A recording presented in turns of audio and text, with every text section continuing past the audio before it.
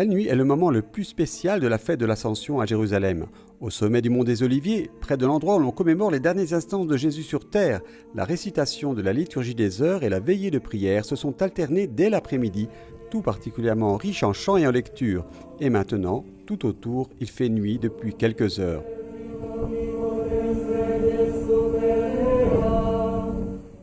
Les tentes lumineuses répondent aux différents besoins de ceux qui passeront la nuit dans cet endroit. Le complexe, entouré de murs et entourant la chapelle, est en fait géré par la communauté musulmane.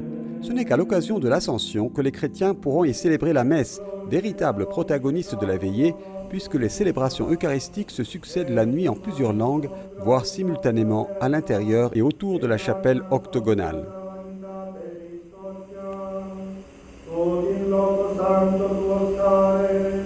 Le point culminant des célébrations est la messe solennelle du matin, présidée par le vicaire de la custodie de Terre Sainte. Stare nel giorno dell'ascensione proprio sul posto che la tradizione ci indica come luogo dell'ascensione è sempre molto emozionante e anche un grande dono di grazia.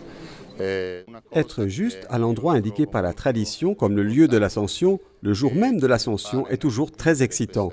C'est aussi une grande grâce. Une chose que je trouve très importante pour vivre cette expérience ici, aujourd'hui, est que chacun de nous peut se demander ce que Jésus a laissé aux disciples quand il est monté au ciel.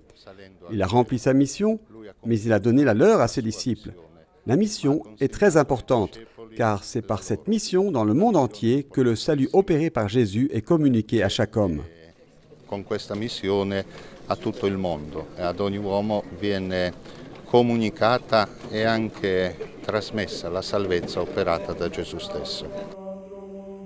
Dans certains pays, l'Ascension est également une fête nationale. En Italie, lors de la solennité de l'Ascension, différents festivals et manifestations folkloriques liées à l'eau lui sont reliés, comme à Venise, Bari et Florence.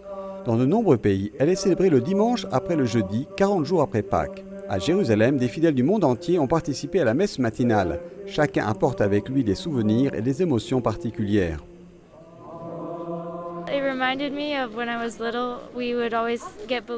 Cela m'a rappelé quand nous étions enfants. Nous recevions des ballons et les laissions monter vers l'enfant Jésus. Nous levions les yeux pour voir les ballons. Aujourd'hui, je me sens comme ces ballons.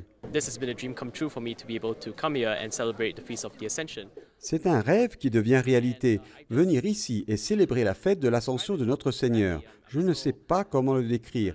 Je suis si heureux. J'ai beaucoup de sentiments en tête. Joie, bonheur et gratitude à la fois. Être venu ici pour assister à la messe dans la chapelle de l'Ascension est l'un des rêves de ma vie.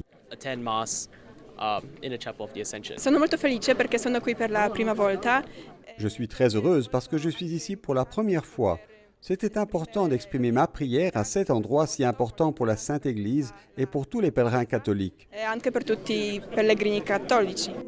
Après la longue nuit de la veillée, la lumière a apporté la joie de la fête de l'Ascension. Le Christ monte au ciel, mais laisse les siens avec la promesse du don du Saint-Esprit. On va ramener toute la force spirituelle de la ville de Jérusalem avec nous, dans la poussière de nos chaussures, et puis essayer de témoigner, quand nous rentrerons en France, de ce qui se vit ici, notamment parmi les communautés chrétiennes. Et donc c'est une forme de soutien aussi que nous voulons avoir là-bas en France, ici à Jérusalem.